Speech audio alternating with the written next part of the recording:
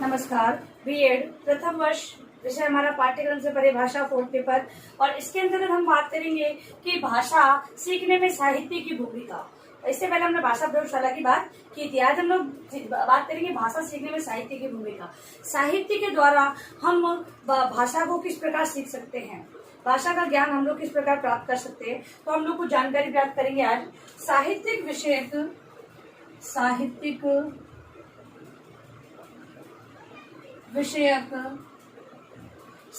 विषयक अवधारणाएं देश काल और परिस्थितियों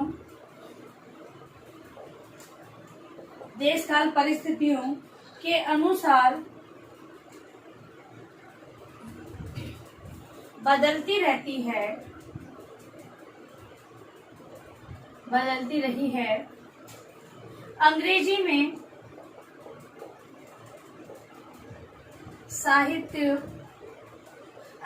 में साहित्य के लिए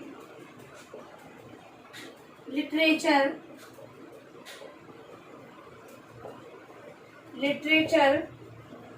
शब्द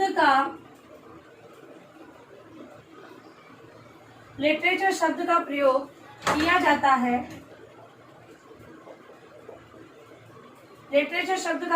जाता है। यह शब्द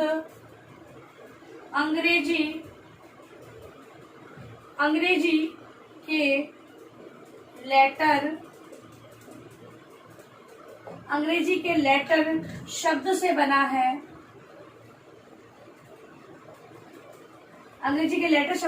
है। जिसका अर्थ है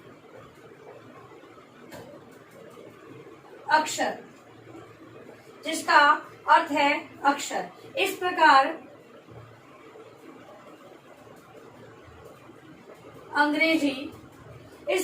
अंग्रेजी में अक्षरों की सारी दुनिया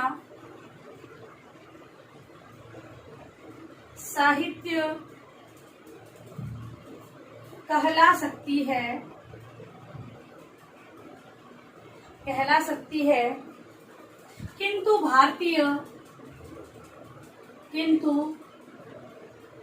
भारतीय संदर्भ में साहित्य की अवधारणा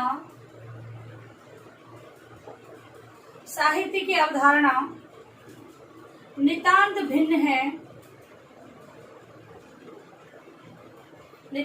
है।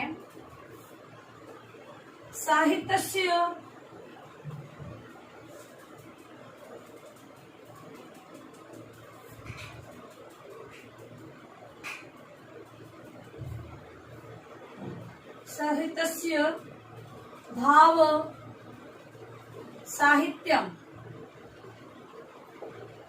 जहाँ पर हित का भाव हो वही साहित्य कहलाता है। हमारे हिंदी के अंतर्गत यानी भारत के अंदर कह कर साहित्यस्य भाव साहित्यम, यह कहकर भारतीय मनीषियों ने साहित्य कहलाने के लिए एक सीमा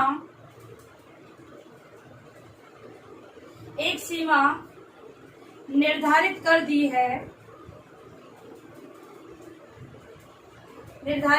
है।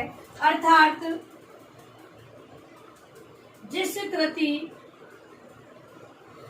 जिस कृति में हित अथवा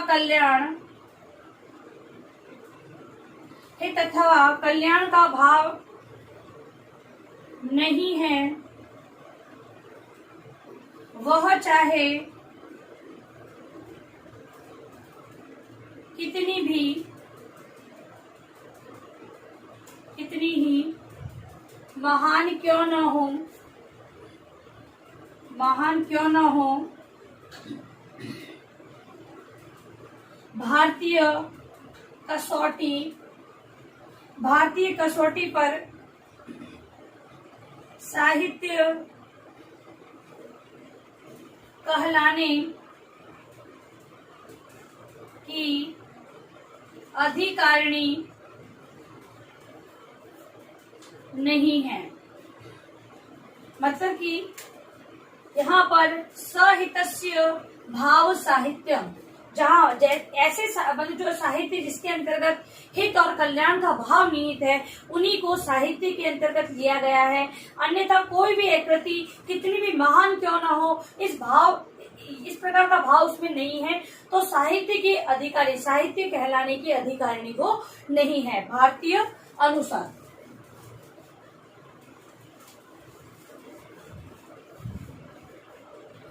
दूसरी प्रकार से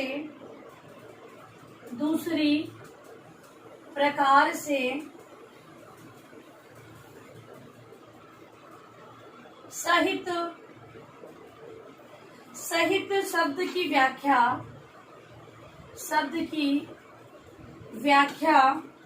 करने पर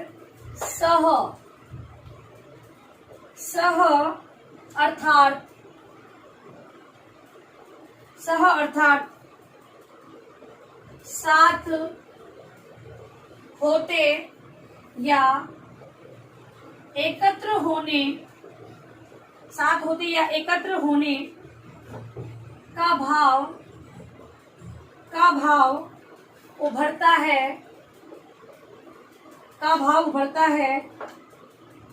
अर्थात जहाँ शब्द अर्थ विचार और भाव एक साथ पारस्परिक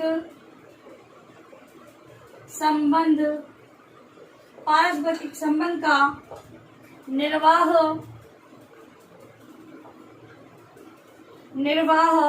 करते हो, वही साहित्य है। देखो, पहला तो है साहित्य, यानी कि हित और कल्याण का भाव जिसमें निहित हो, और दूसरा साहित्य का अर्थ लेंगे इसके अंतर्गत की अर्थ विचार, यहाँ पर जहाँ शब्द अर्थ विचार और भाव एक साथ पारस्परिक संबंध निर्वाह करते हैं, वही साहित्य है दूसरे शब्दों में। अब कुछ परिभाषा हम लोग देखेंगे। राजशेखर के अनुसार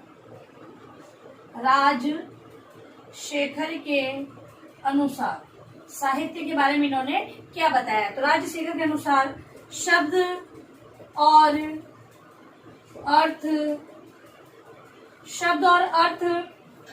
के यथा योग्य सहयोग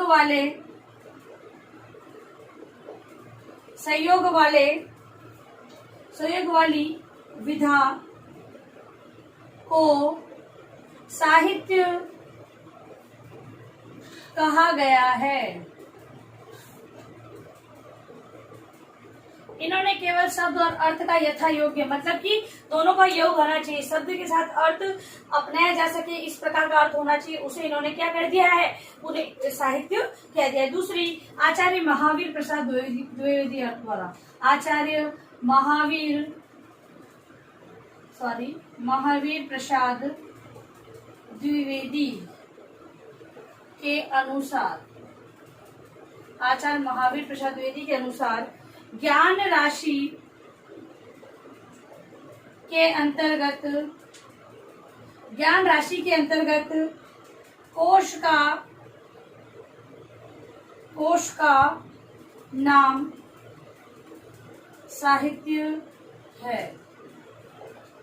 इन्होंने कहा है ज्ञान राशि के अंतर्गत कोश का नाम साहित्य है, मतलब कि जो ज्ञान है, विस्तृत ज्ञान है, ठीक है, उसके अंतर्गत जो कोश है, उस मतलब कि इकट्ठा किया है, जैसे कि हम लोग शब्दकोश, मुहावरा कोश, इसके बारे में जानते हैं। ठीक है, तो वो कोश में जो एकत्रित किया ज्ञान है उसे इन्होंने क्या बताया है, साहित्य की उपाधि इन्होंने दी है। मतलब कि हम लोग देखते हैं कि विभिन्न प्रकार की रचनाएं, हम लोग कहानियों की बात करें तो बहुत सारी कहानियां में पंचतंत्र में इकट्ठी मिलती है, तो ये एक प्रकार की साहित्य की रचना ही है। तो विभिन्न प्रकार की ज्ञान राशि, किसी भी जो ज्ञान एकत्रित किया गया है वो कोश, मतलब कि एक व्यापक रूप में इकट्ठा है, उसे हम लोग साहित्य कह सकते हैं। अब है राजकुमारी शर्मा के अनुसार,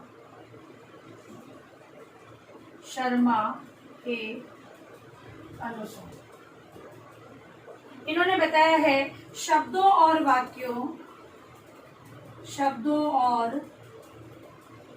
वाक्यों से निर्मित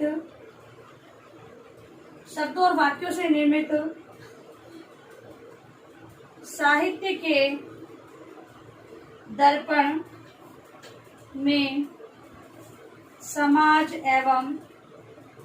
समाज राष्ट्र एवं संपूर्ण विश्व का सत्य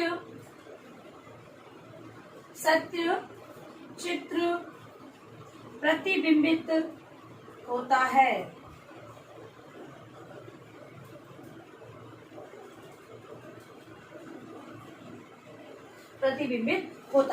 मतलब कि इन्होंने ये बताया है कि शब्दों और वाक्यों से निर्मित साहित्य के दर्पण में साहित्य समाज के राष्ट्र, क्योंकि जो रचनाएं हैं वो समाज राष्ट्र, उसकी राजनीतिक, धार्मिक, सामाजिक सभी स्थितियों के आधार पर रचना की जाती है। जिस समय जिस प्रकार की स्थितियां होती है उसी प्रकार की रचनाओं का समावेश साहित्य के अंतर्गत किया जाता है। ठीक है, तो इस प्रकार से हम लोग देख सकते हैं भाषा सीखने में साहित्य की किस प्रकार भूमिका है। अब आप देखिए अपना गृह कार्य प्रश्न।